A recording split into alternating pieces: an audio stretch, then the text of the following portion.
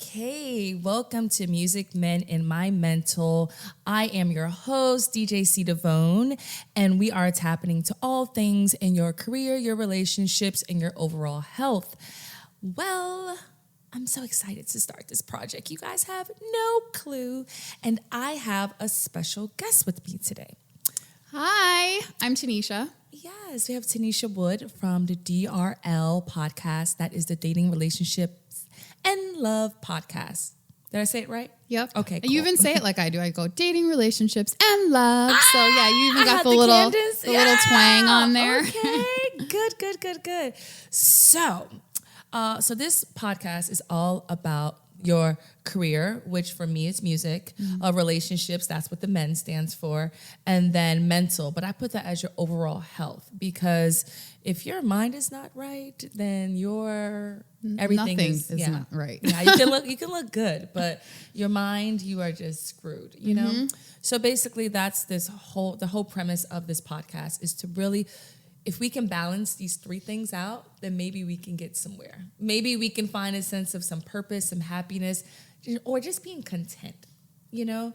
So that's what this whole thing is about. But I wanted to dive into something that I find really hard, and that's just dating in a big city. So I call this, the topic is the dating nitty gritty in the big city, you know? So I want, we're going to dive into lots of topics, dive into lots of questions, but first, let's talk about what your podcast is about and introduce yourself.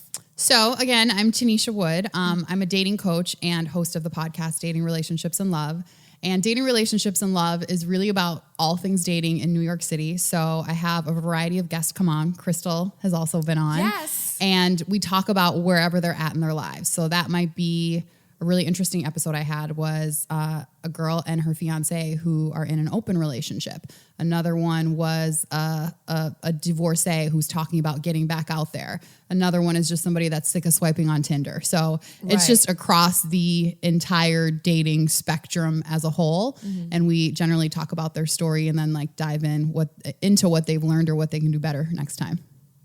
How'd you even get into dating coaching? Like that's such a fabulous title. Like I'm a dating coach, or like you're like Hitch, like what? Do you hook people up? I mean, a little of everything. So it really depends on what people need. So let me rewind. So I got into it because I was on this reality show. That was about #Black Love. That was basically like a black Sex in the City with like 5 black women. I was friends with 3 of them ahead of time. So, and the rest I was just meeting.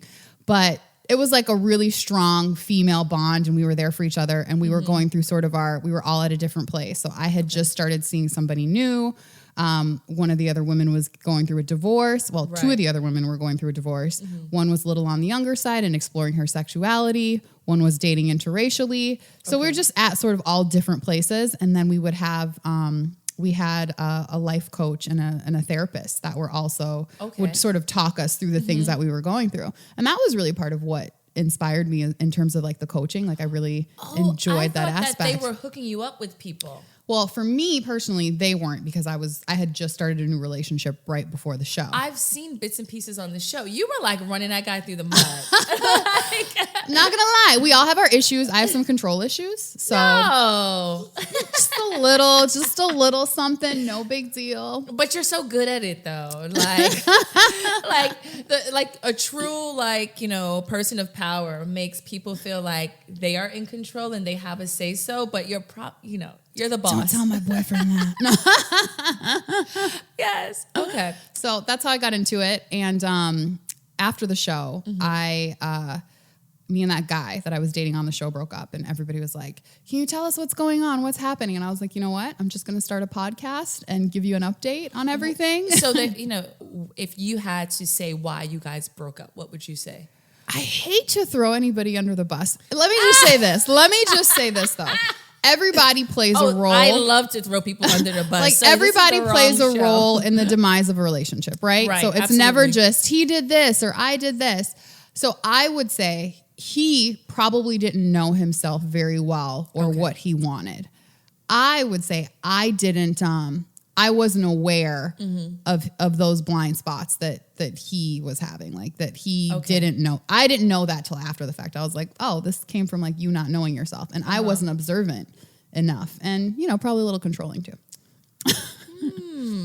That's okay. So we're just diving right into some of let's these get into topics because you said something and it's like not knowing yourself. And I mean, that is so crucial. Like, I don't even know if you should even start dating until you really have a sense of yourself, or at least like, okay, which I'm going to go into some, my points of, this whole podcast is like to walk away with something that you can, use in your daily life. And one of them is like downloading a person, but also downloading yourself. Like this Word document doesn't open with this type of software because, you haven't downloaded it correctly. You haven't downloaded the person to say like, this person doesn't want a relationship. So you know what? Why am I going to keep, being around this person when I really want to be in a relationship? Right. So then you download that person, properly. Oh, they're talkative, or they spend money, or just whatever you have to profile people. You have to do it in your head so you can assess them. They have to do the same for you. But okay, so let's go into like dating 101 and like let's just stick to New York City or a big city. Okay. What would you say, like, let's just start. If you're saying, you know what, I want to start dating, what is like the first tips that you would say are? Step one, as you briefly touched on, you have to know yourself and what you want, right? So if I don't, and I'm just going out there, I'm throwing spaghetti at the wall. I'm just seeing what lands. It doesn't mean it's something good for me. I'm just like, I'll just see what's out here. And that's not a great idea when you're dating in a big city because there's a lot out there, but is it for you? Like you're essentially wasting your time. If you leave the house and you don't think to yourself, what do I want either in a partner or in a relationship or even out of this date? Like, what are my intentions? What do I hope to leave with? You're kind of already failing at it, right? Ooh. Yeah. Okay. Because truly though, if you set the intention and you let that person know up front, it gives everybody the opportunity to get on the same page. And if they're not, you're not wasting your time. So if I go on a date. If you're scaring someone and you're like, I want to be married in a year. Like, that's kind of pushing them away, making you sound a little crazy. Like, I don't know. Give me like some good intentions. Okay. Well, I wouldn't say it like that, even if that were my intention. I would probably say something like, my goal is to really form a long-term relationship that can lead to marriage and eventually a family or whatever it is that you're looking for. I wouldn't necessarily be like, in 1 year exactly from today, I need to be walking down the aisle.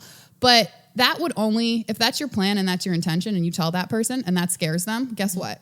That's not your person. Absolutely. That's not your person. Any man that's like, she was talking about marriage. She want to do this. She want to do that. Well, that's just not your person. And that's okay. Like rejection in dating is 100% okay. If somebody doesn't like what you want. Can you repeat that for the people in the back? Rejection in dating is 100% okay. Right. You're not going to make it work with everybody. And that's just how it is. And it's so funny. And I think as women, we take rejection so personal. It's like, I'm not pretty enough, or I wasn't smart enough, or maybe he likes these type of girls over, brown skin girls with blonde hair. Maybe he likes, dark skin. We start looking into all these different aspects. But the reality is like, it probably was the best thing that happened, like to be rejected from that particular person because they're just not for you, or it just wasn't going to work even a month, 6 months down the line, you know? So I look at it like even like a job, like going into your career. Like you're going to get rejected from some job interviews because like maybe they just didn't like you, or maybe they just didn't feel like you were qualified. But we look at qualifications of like, well, I'm so great, I'm so pretty, I've got all these degrees, I'm fabulous. But no, this wasn't the right fit for you. People got to feel you here. Like you could be perfect. The worst, have you ever been on a date where you went out with somebody who's like, he has this job, he does this, he has this car, he's funny, and everything that you could possibly want in a man, he had, but you just didn't feel it. I was going to say, we may know the person, so. And I was like, wait, we're not naming any names, right? But you just didn't feel it. Right. And you can't account, that's one thing, it's like, you cannot account for chemistry and what the heart wants. So you can't take that personally. Like you can't take it like, what didn't I have? It's just, was that person a fit for you? Did your hearts vibe? Okay, so let's, while we're there, we're jumping ahead of the gun because since I'm a person who likes to date because I like to meet a lot of different personalities, I feel like I dated a lot of people so I can have this show, so I can give advice back to other people to say, listen, girl, I dated this guy for you.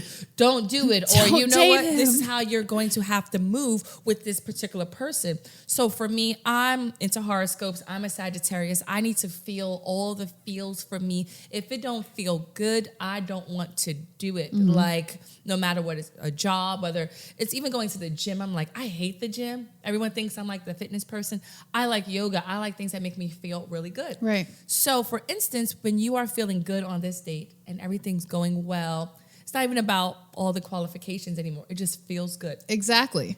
But the person's telling you, like, maybe they're not really into monogamy or marriage, or, you know, it just hasn't really worked for them. They haven't really seen it work. So, you know, maybe one day, but I don't know, you know, but you guys are vibing and it feels good.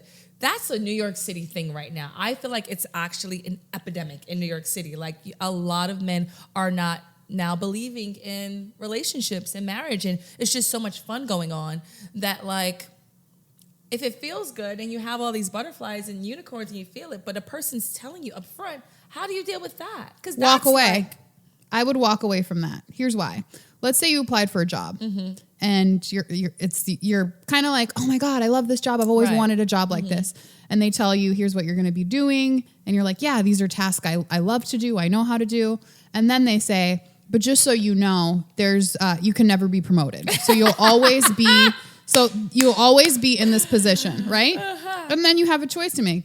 Do I want to be promoted? Do I want to get paid more? Yes, I love the current role, but like, you have to think about the future if that's what you want, right? I'm certainly not suggesting that like marriage is for everybody, or like a long-term relationship. If that's not what you want, if you're really just like, look, I just want to have fun, meet some cool people, by all means, keep doing that. But if you're really thinking about your long-term, I don't like when women stay in a relationship for a really long time and then they're like forcing a guy into marriage, or like, when's the ring happening? And it's like, well, if he did tell you at the beginning of the relationship that marriage isn't something that he sees for himself, he told you. Right. So don't ignore people when they say what they want. Listen. I always don't ignore say, that. Like, I guess that would be a tip, but I don't know if your tip, my tip is like, if you really want to get to know someone in the first, you know, whatever, months or weeks, just let them talk. Just let them. Oh, I just. She's bumping into the mic. She got excited about that one. So it's, you just let them talk and just kind of, you know, feel them out, hear them out, and, you know, be open to just their thoughts, and just not be like, oh, well, that person's going to be, well, he's an F-boy because he just like, no, just let them talk.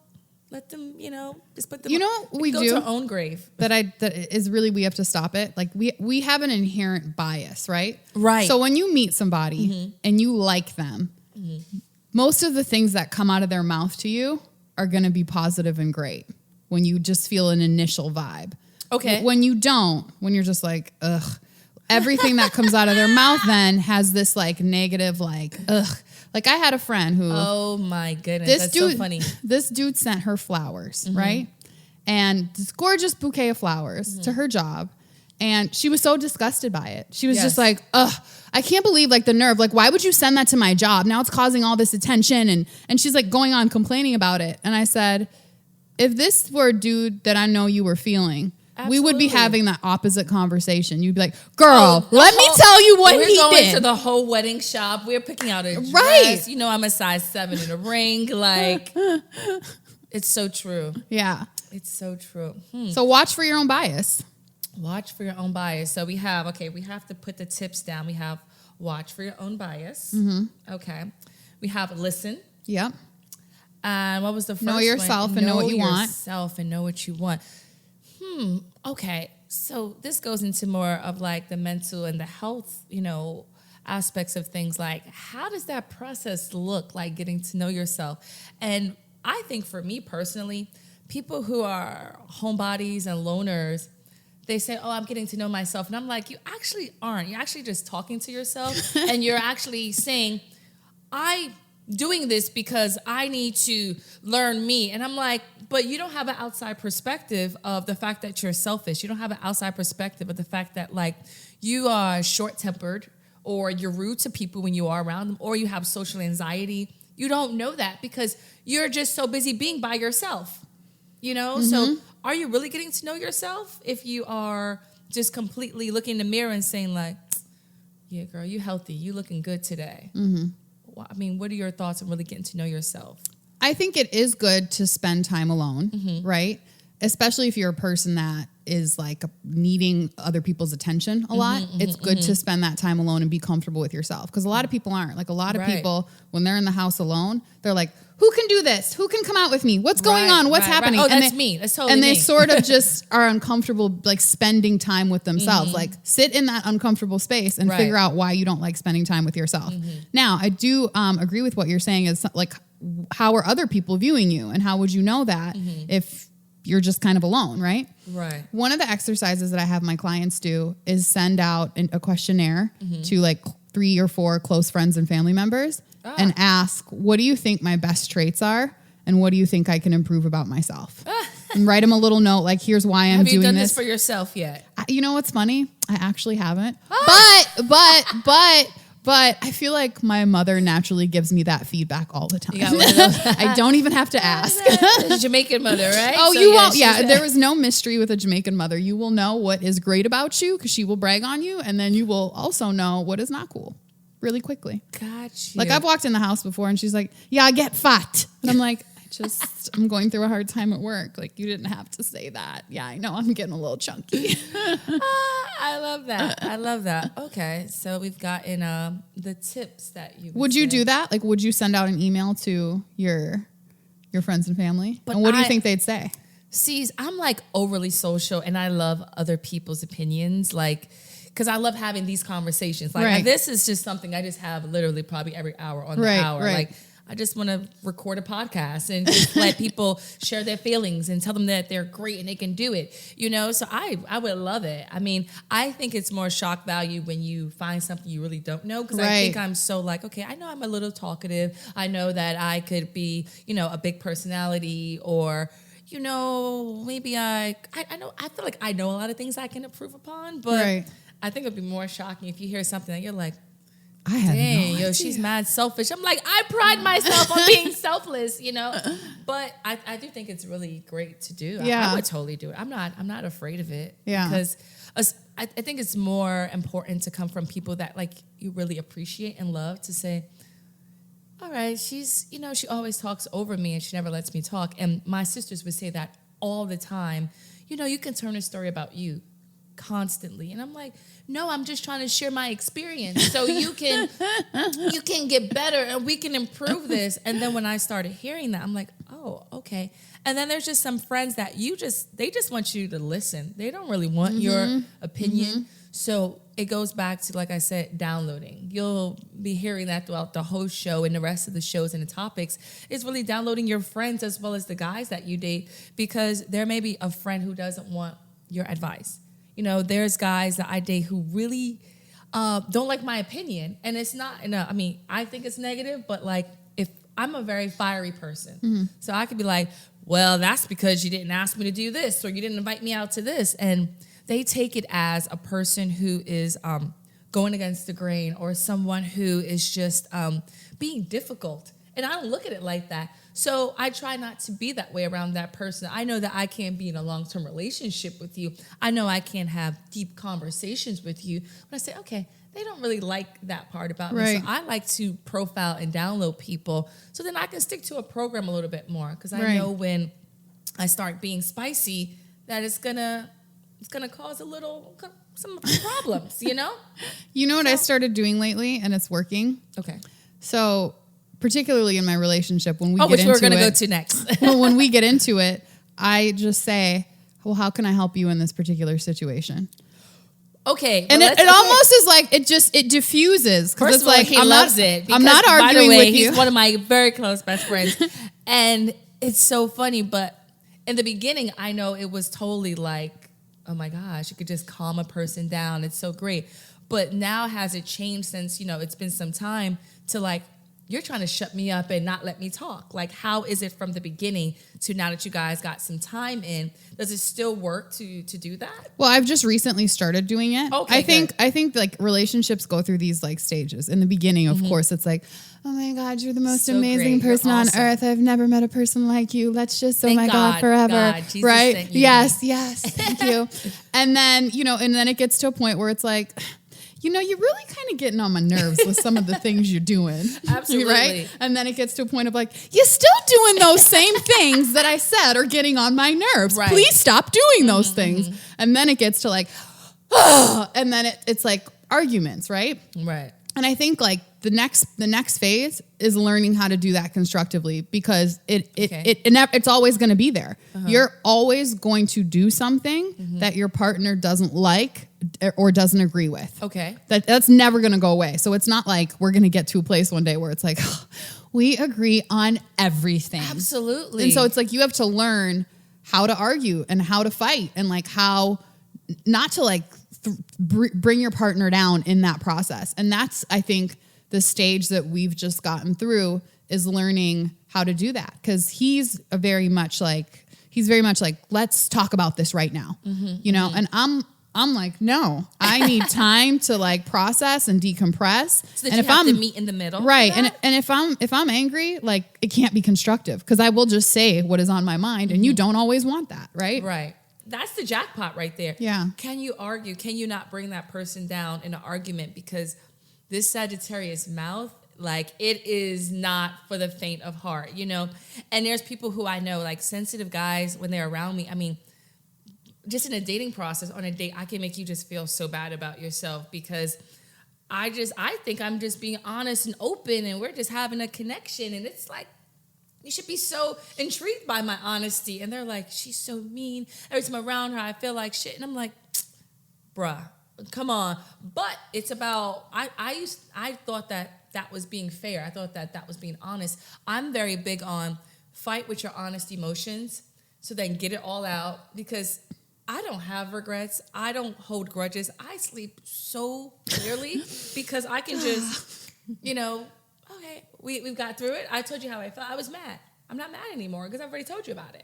So, like, when you have two people who are different in that sense, how do you meet in the middle? It's not the what, so it's the how. So it's not me letting you know that I'm angry or mad or not letting you know. You should always let somebody know what you're feeling and what your emotions are, and why something hurt you. Okay. But it's how you do it. So if I'm in a moment of rage and I'm like, you're just such an idiot because you do this like this and like that, like, yeah, I'm expressing my emotions, but it's not in a way that fosters any sort of change in behavior. Right. Because all it's doing in that moment is hurting that person, right? So if I say, look, and this is a little corny, but I think it's very true. But when I say, look, when you do that, it makes me feel like you don't care. It makes me feel like you're not listening to me. Right. And then like bring some actual, like a workable thing that person can do in place of that. So what I would like you to do instead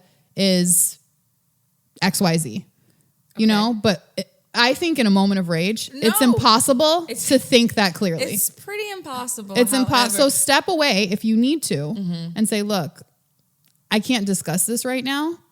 I need some air. I need some space. And then like, I can come back. How does that work when the person is not that way? Like you're the opposites in that way. Right. Like, no, we need to argue. No, nope. I don't like, for me, I have triggers in arguments because I like to argue and I can argue. And I think that I argue fairly until I get to a point where then I get too hot.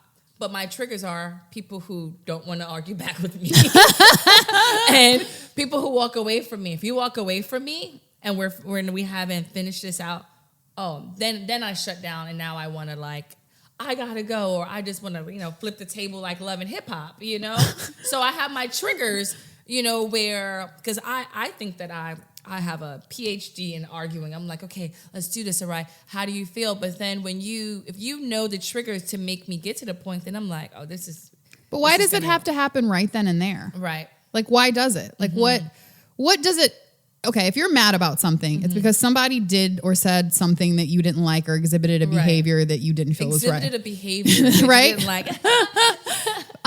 But the goal is to get them to change that thing that made you feel that way. Okay. But what is the difference, I guess? What does it do if you're arguing about it in that moment versus in an hour or two? So, I mean, is that just a level of maturity? You know, because I feel like, you know, when we get back to knowing thyself, and I know in my, you know, 20s, and I would say, you know, I just was on fire. I want to argue. I want to flip. I want to put my hand in your face. And now I'm like, if I have to do that, I do not need to be in a relationship with you.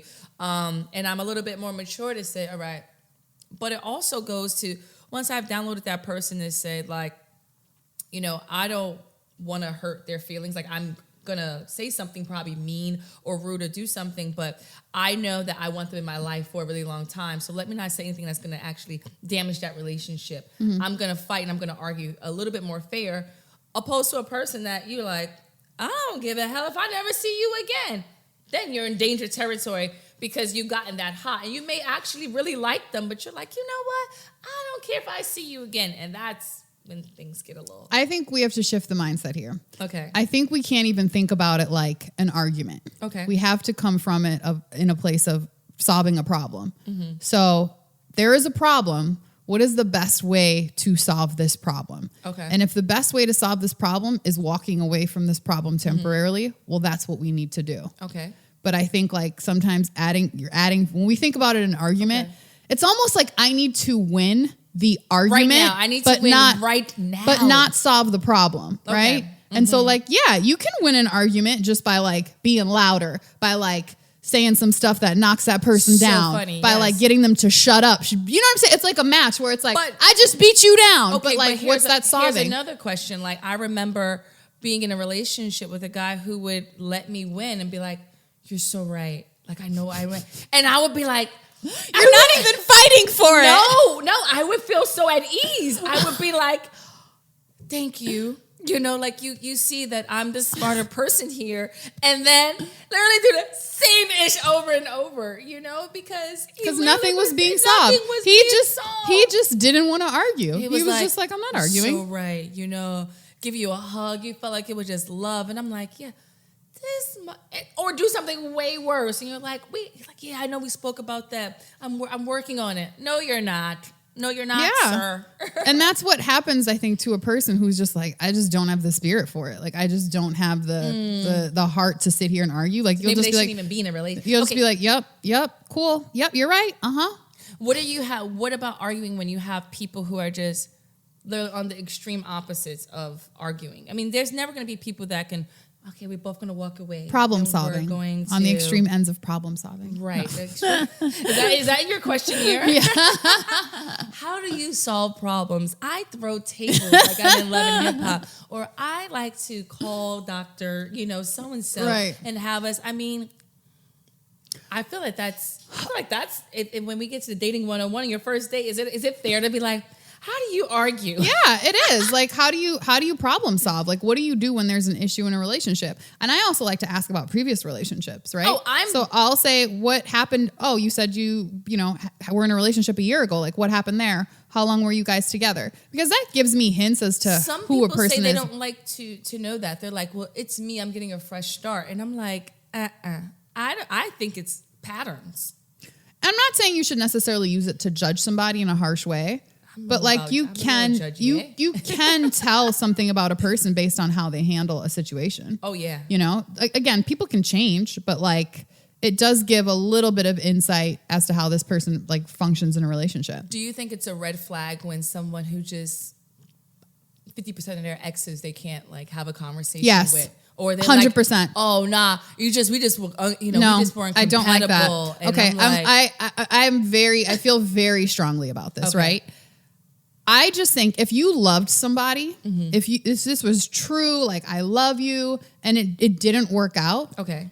If you can just now flip the switch and turn to hate simply because you're no longer in that relationship, that is a warning sign for me. Anytime I hear a guy say, oh no, she was crazy, she did this, I can't talk to her anymore. Number one, you are taking no responsibility for anything that you did in the relationship. Right. Mm-hmm. Number two, how did your love go to hate so quickly? How did it go so quickly? You know? But you see it more in marriages more than anything. You see and I'm like, y'all have kids and y'all can't talk. Oh my goodness, that I actually get like really sad about that. You know, for women, I think it's a little bit different. But like when I see a man who's like, I can't stand him, I'm like, you can't, what? And she got your kids? Yeah, I don't, that's sad to me. I'm friends with most of my exes. Right. And it's because I realize why I love them. Mm-hmm. I realize why it couldn't work anymore or didn't work. Okay. And I've moved on. But like, I'm not, if I see them on the street today, it's all love. Like, let's go grab a drink. Like, I call them, we talk. Like, I know where they're at. They've been on my podcast. Mm-hmm. Like, right. So it's, I don't believe in just like dropping people simply because the status of the relationship has changed. So, as a dating coach, dating expert, you have a successful podcast. Can you be single and talk about like dating? Oh, yeah. I was single for a very long time while I had my podcast. But were you on the search for love or? I was. Like, I went out on many a dates. Mm-hmm. And that's why I could talk so openly about it, because I was seeing what was out there. And it was scary in some ways because I was like, what is happening to dating? Like, what is going on? So with another point, and I'm a big believer on this too, is like go on many dates. Yeah. You know, if you think you want to start dating or you want to settle down, like go on as many dates as possible. Don't sleep with everybody. Just go on a lot of different dates. Get a lot of personalities. So did you do that tactic? I did. Before? Okay. I did. Mm-hmm. I really like went into it without a type. Like I was just totally like. So you were throwing spaghetti on the wall. I knew what I wanted, but I didn't want to place a type on that. Okay, so I knew it was a man of no face. Right. So I knew that, you know, I wanted a guy who was like family oriented and very loyal and like very honest and very open, but he could look many different ways. Okay. You know, so that part wasn't necessarily. So when he qualifies, because again, that's you got to recognize your own bias. You do. Because all of a sudden it's like, oh my God, this guy is 6'3". And other things stop mattering. Right. So he I was hasn't just seen his kids in the whole 6 months. And right. You're like, it's because he's busy. No, it's because he's a deadbeat. He's dad. busy being 6'3". Right. So I recognize my own bias in that. Okay. Like if I think a guy is like very attractive, then it's like, well, other things may not matter. But I was like, no, it's not going to be about that. Like it's really going to be about like who this person is and how they make me feel. How they make you feel. Okay. Yeah. So they have to have. So the two things were. They have to make you feel a certain way. You have to feel that feeling. And then also they have to have some of your, would you say the qualifiers or profile or what? Or just some very simple qualities. Okay. There's a couple. Because qualifiers and qualities are kind of different. Like he has to be very successful, could be a qualification, or he has to be very family oriented. And if those, you know, if one is not there, is that okay? The big ones for me were having a relationship with their family, because I had been on one too many dates where I heard a guy say, yeah, I don't talk to my dad. I don't talk to my mom. I don't. And that's to me, red flag 101 for me. And for me, I was like, I have such a close relationship with my family. And like, if you come into my fold, you're going to need to be very open to that and be a part of it. And if like, you just don't have that ability, that's something that can't work for me. Do you think that people who have like messed up relationships with their family should be with other people who have messed up relationships with their family? Like, no, you know what I think they should do? I think they should go to therapy and heal that. No, seriously. Just go to therapy. That's a big thing. I mean, I tell everybody that, like, everybody should go to therapy. Like, don't think it's like, well, you know, I don't have any daddy or mommy issues, so I'm good. I think everybody has something, some sort of trauma that they walk around with. And then when you get into a relationship, it's going to come back up. It just is. There is no way it will stay buried. And so before getting in a relationship, like while you're dating, it's probably like if you're just going out on dates, that's a good time to like be in therapy and like really like figure out like what are my triggers, what are my traumas, and how are they showing up in my life today and affecting what I'm doing now. But also your therapist would be the first person to say, well, it seems like you're dating the same guy again, because if you come back the next week, if you're going like actively and saying, oh, well, you know, it seems like you like guys who, you know, are not successful, or you like guys who are overly successful and are emotionally unstable. Right. You know, they could start, you're not looking at it like that. You're like, no, I just like really nice finance guys, and we have the best things, but they're like, no. And the other thing is what you want versus what you're attracting. Because I hear like a lot of my clients will say, I just want a guy who's like very simple, very nice, very kind-hearted, very caring. And then they end up going out with guys that are just sort of about themselves and are just douchebags. And it's like, well, if this is what you want, why are you attracting that? Like, what are you putting out there that says, I like and want this type of energy? Because it is something that we're putting out there. But then it goes back to the feel. And that's the problem. I think when we crack the code of having, the qualities and then that feel attached to it together, it's like, whew, yes. And then we have to go to the whole next phase of acceptance of rejection. Mm-hmm. And then it becomes like, it's like a formula at the end of the day. Yeah. So most of the times you go for, it just feels so good, but he's like, he ain't got it together, but I just feel so good about him, versus he has it so together, but I just don't feel that good about him. So, okay, now we've cracked the code. We've been on 100 dates and we finally find someone that has some decent qualities and it feels good. Okay. Now, so that's where you kind of went from what you were doing, just going on all these dates and just, And actually, I met my boyfriend when I just sort of stopped. That's what I remember. Yeah, like, I didn't meet him on a date. I just had, at the point, he had basically slid into my DM at the point that I met him. And when he slid into I was so there for this whole thing, which is hilarious. He's like, I'm going to slide into her DMs because she said on her profile that I'm like, that's not going to work. Yeah, no, I had a profile on Tinder.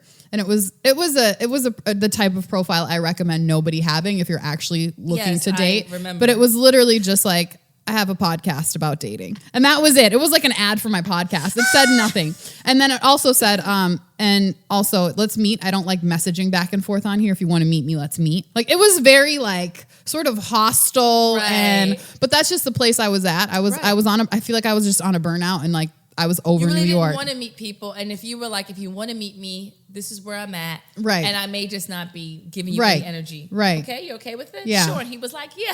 So then he slid into my DM and then I literally said, sorry, I'm not dating. Yes. I was there for that interaction too. I was like, she don't like you. But yeah, he was consistent and considerate. And then here we are 2.5 years later. Right. So you had all the qualities, and I mean, but that wasn't really what you were looking for, because he has kids and he has all these things, and you were like, you didn't want a guy with kids at first, right? we joke about the fact that I wrote him into my life, right? Oh, and I like, I take all the credit because I'm just obnoxious like that. He was dating a bunch of people, and I said, you need a person to have these qualities, to look like this, to have this type of social ability about them, but still be a homebody. And he always would say, I just want someone where I can just give them a task and they can just do it. And then you are literally like the person who's like, I'm in control of this task, and it just worked. I mean, you guys are literally made for each other. It's just hilarious, But you wrote him into your life, and I was writing. You were writing me into his life as well. I wanted to be brown skin with curly hair, like everything. No, I wrote a letter one night to the universe that was basically like congratulating myself on having met this amazing guy. And I got the idea because this girl... So you were doing The Secret, okay. This girl came on my podcast, and she told me, she was like, yeah, so right before I met my boyfriend, and she said, this always stuck with me, and she said the letter I wrote was for the first time, not about the 6-pack, the 6 foot, or the 6-figure. Mm-hmm. It was really about what I wanted this person to make me feel. Mm-hmm.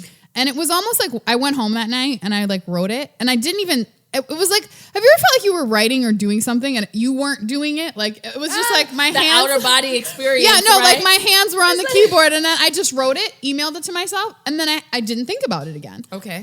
But it was really focused on how a person would make me feel, and like stupid things like they're going to laugh at the fact that you love Drake so much. You guys are just going to spend all your time. Like, so it was weird and random things like that. And so when we finally did get to know each other in like a deeper way, he started saying a lot of these things that were like in my letter. And I was like, did he hack my email? Like, how did he know that? Email, right. And so that. Has he ever seen this letter is the better question. Yeah, he's seen it now. I read it to him that night. Was he like crying? Or you guys yeah, he was like, that's exactly how I feel. And then the next day, I was like, we go together. And he's like, we've been going together. And then that was the end of that. Like, it was we go together. No, I'm not controlling at all, but just so you know, we go together now. I'm telling you. I tell everyone we go together, and they're like, no. We go together. No, we don't. No. I didn't agree to that. I love that. Yeah. How long has it been now? 2.5 years. Shoot. Yeah. I've been on 1 year in my head, and it's 2.5 years. Yeah. No, it flew crazy fast. That's great. Yeah. I love that. So you took some of your own advice? Yeah. And I had to, like you said, get rid of some of my own biases because, one of the first things he told me when I met him was that he had kids. Right. And so immediately when he told me that, I was like, okay, seems like he'd be a really great friend. Like, that was my immediate reaction. But here's the thing. Here's the thing that's hilarious. You wanted someone to be family oriented, but you wanted a man to have no kids. And now, you're like the best person to these kids. Like, they listen to you. They love you. They go by your rules. And now the little one, she's just the boss in training. Like, me and her have a whole beef. Like, every time we see each other, we square up. But she's like a little mini version of you. It's hilarious. She's like my bestie. We get each other on a mental level. Like, we have like stare downs, but then we always come back together. And her, I live for the stare down with this little. She's so cute, but it's just so funny because you probably never imagined like. Never. I never imagined like, playing a stepmom role right. And I'm not going to lie, like it has its challenges and it's hard sometimes, but they've taught me so much and like they've shown me like more about who I am in good ways and in bad ways, you know? And like I needed that. And it was so funny the other day. I hadn't seen them in a while. I've been like moving around a lot. There's been a lot of things happening lately. And so I hadn't seen them in a while. And then I saw them and hung out with them for the weekend.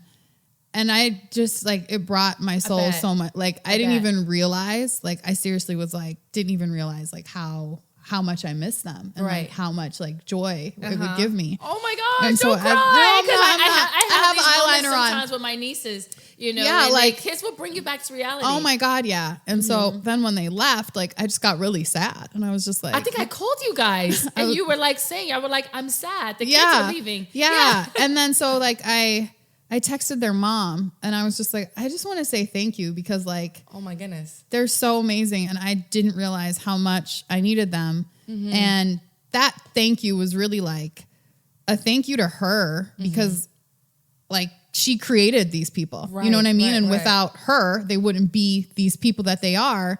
And I don't think I often think about it in that way. And it like hit me that day where I was like, this is like because of her. I mean, and him.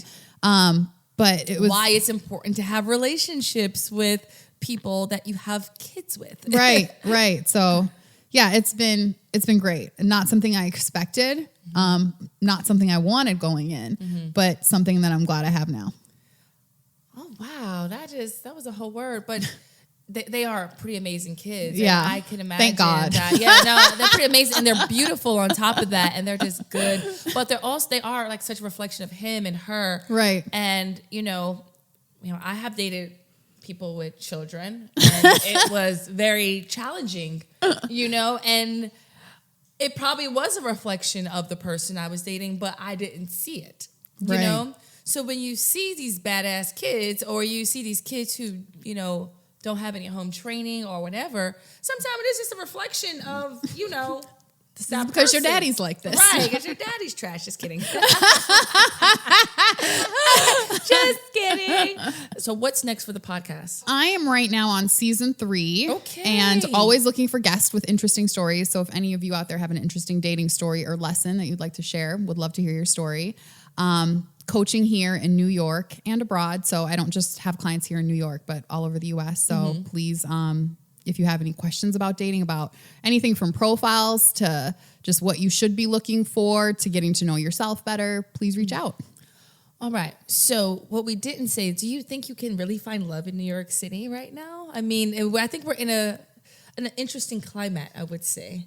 I do think so. Okay. I do think so. I think the number one key is 100% being your authentic self. Oh, right? Amen. Hallelujah. Mm-hmm. You don't show up as the person you think you should be. Right. Because somebody will then fall in love with the you that you think you should be, and and then not you're the gonna you have that a total you are. argument, right? The first time they see who you are. Be 100% yourself. Mm-hmm. Be upfront about your needs, and compliment people when they're giving you those things, and don't be afraid to correct them when they're not. Okay. Ooh, that's a good one. And just to dive into your podcast just really quickly, give me like some of the wildest stories that you've probably had. I mean, I've listened to it, and I know I've even helped bring some guests on the show. Yes. And what would you say is like your most memorable show? Favorite one of this season, and probably overall, is the girl that you introduced me to, who came on and talked about her open relationship. One, I just think she's like the most mature person that absolutely that I've probably ever met, and I like enjoy her spirit for that reason. Like she's just evolved in my mind. I'm like, she's not focused on the petty at all, and she's just like thinking bigger picture. But yeah, her and her fiance were in I believe they've been together now for like 6 years or so, but for about half their relationship they've been open, and now they both have other partners. Yeah, so I think they've each been seeing their respective partners for like over a year. And so that takes a lot of like courage. It takes a lot of guts. It takes a lot of understanding. Like it takes a lot of letting go of the things that you think are the key elements of a relationship, right? Okay. I think what we think is what makes a relationship in most people's mind, it's like, that's my boyfriend. That's my husband. That's my daughter. That's my. And her perspective on it is like, we don't own anybody.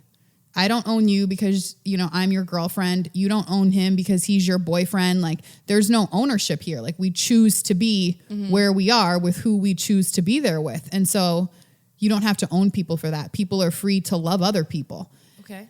And like, not if you date me. However, just kidding. It makes sense. And I love that perspective. And I've thought about it a lot since she came on. Just the idea of the ownership that we have over people, and just even the terms we use and how we perpetuate that and how we treat them. You know, you're my. Why did you look at that girl? You're my boyfriend. Like we almost like take the humanness out of people because now they're ours. Like, now that you're mine, I'm going to put you in this box, and I'm going to make these rules around who you need to be because now you're mine.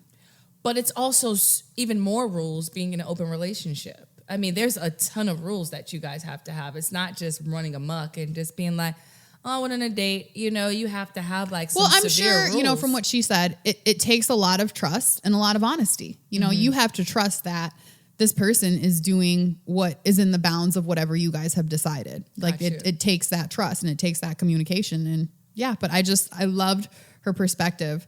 My other favorite episode is, so I had, right before I met Chris, I had traveled a bunch and took a break from the podcast and just like cleared my mind. I was like I said, I was at a point, my Tinder profile was like, I'm not here to, I have a podcast. Jade. It's funny. That was one of the questions I forgot to ask, but yeah, you got to the Jade. I mean, I think that's got part to a place where, I was jaded with dating. I was jaded with New York. I was jaded with my career at the time.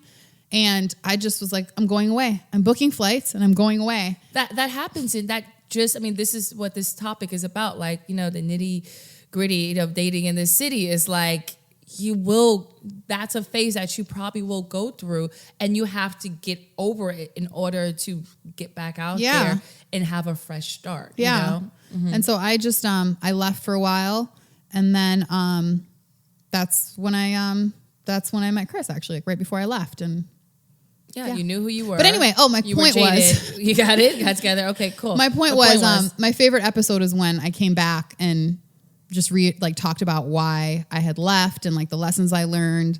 And then Chris came on and, just sort of like we shared our story, and we were still very new at that point, but shared our story. And but you guys were in a relationship. We were in a, time. Oh yeah, we were that in a was relationship. That was the first like kickoff. Yeah. I've had some really like great people on. Like, I feel like I learned so much from my guests. Oh, I bet. just hearing, because you'll hear people say something and it's like you're guilty of it. Like people will be like, and I was just so controlling and blah, blah, blah. And I was like, and then what'd you do, girl? Like, okay, can you just quickly dive into like the 21-day rule that you guys have? Yes. It is the most amazing thing ever. Please explain this. So early on in the relationship, like Chris and I were like, I think bickering about something and he said, you know, because like, remember what I said earlier when I said, and don't be afraid to call people on when they're not doing the things that you think they need to do. Right. So I'm a very frequent, like, if you do something right now I like, I'll tell you. But if you do something 2 minutes from now I don't like, I will also tell you. And so, especially being new in a relationship, I felt like that was important just to like be very vocal, right? And so he did something, I don't even remember what it was, and I was just like, I don't really like that because the way that makes me feel is. And he was like, you can't. I just want to be a fly in the wall. You know, babe, thanks. He looks like, you know what? That makes me feel a little uncomfortable and I'm triggered. And he's like, I bet you can't go like 21 days without bringing something up. And I was like, yeah, of course I can. And he was like, no, you can't. And so initially it almost started as like you can't basically keep your mouth shut for 21 days. And then it evolved into, okay, if we can, as a couple, like basically work through our stuff enough to make it 21 days without arguing about something, let's get married. But you guys call it incidents, right? It's called the incident, right? It's called days without incident. So it's on the wall in the house. It is the funniest thing ever because I see it go from like 18 to back to 0. Oh yeah. So we've got, so every day that we don't have what we deem as an incident, an incident is anything that will cause more than like a 20-minute interruption in our day, right? So it's never like, why didn't you do those dishes? Like that's not really even an incident. But if it's something that like, it's like, whoa, we have to like now sit down and talk about this, or like we're arguing about this, like that's an incident. And so we've been at like 20 before. And then it's like something happens and we go right back down to 0. And so it took us a good year and a half, believe it or not. And we had to be very honest with ourselves because there were some times where we'd be like at 18 and I'd be like, I'm so mad right now. I don't want to bring up that, but you know what? Like, and then we'd go right back down to 0. But we've made it past the 21 days. So we're now marriage eligible. So that was the whole thing. It was 21 days without incident, arguing fairly, you know, being able to get through, you know, this constructive, criticism without, you know, causing these huge, you know. And it taught us so much. Oh, I can imagine. I mean, because we realized we were arguing about like the same 3 things all the time.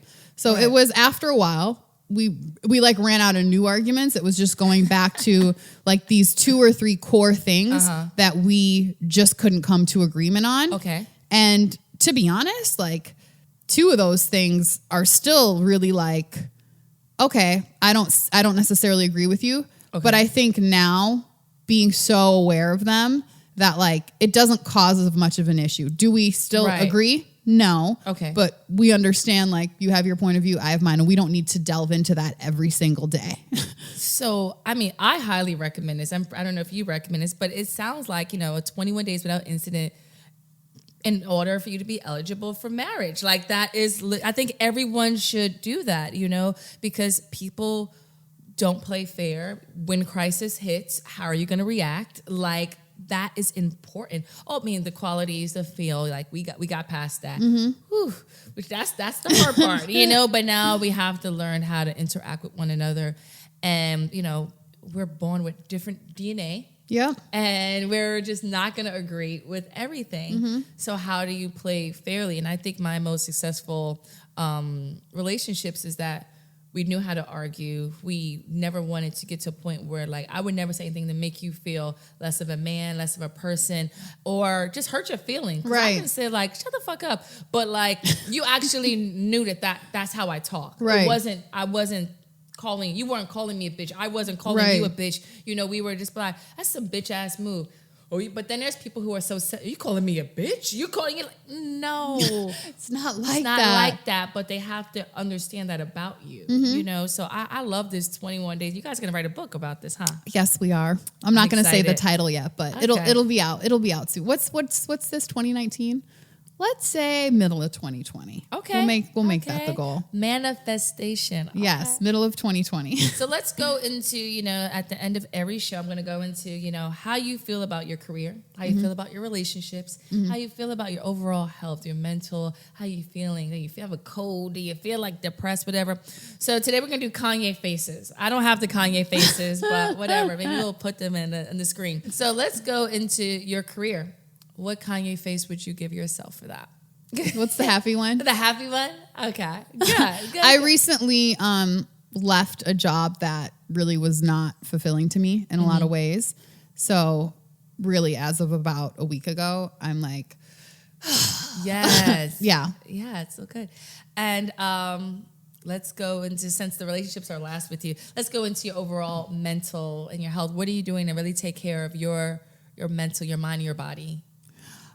So my body, nothing right now. No, it looks great, by the way. You walked in, I was like, yes. Oh my gosh. No, there is something about New York, I will say, that makes it hard to have a balanced lifestyle in that way. You know what I mean? Like there's always something going on here. You know, you're always moving. You can actually just going to the train station. I'm like, man, I had to have burned 500 calories just going up those staircases. For me, it's just always like, yeah, I'll plan to cook a meal at home, but then somebody's like, oh, I'm having this thing, come out. And then I come out, and then, so it's just, I find it being back here a little bit harder to maintain sort of a healthy physical lifestyle. I think I just need to like get back into my rhythm. So I'd probably be on like the Kanye face in that one. Mentally, I feel good. Like I said, I recently just had a shift in career, and when that wasn't right, it felt like all of these things weren't right. It's the trifecta. It felt That's like what they this just show is about. And so now that is in line, I feel good on most fronts. And your relationship, I feel really great about that. I'm about to say you. That's the happy on Kanye. Record. You better be. That's the happy Kanye I face. feel great. I hate him. You know what's funny? Do you remember on Sex and the City? They would always say, I love Sex and the City.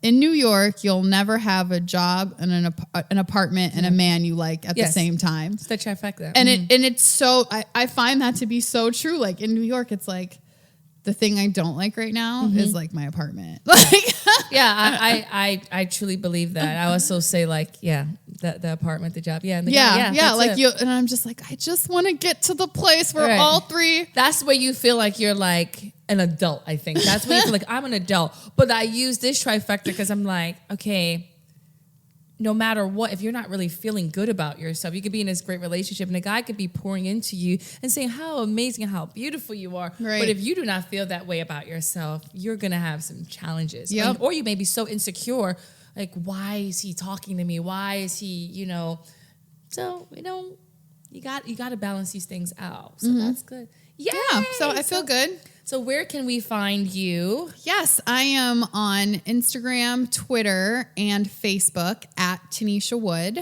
TenneshaWood.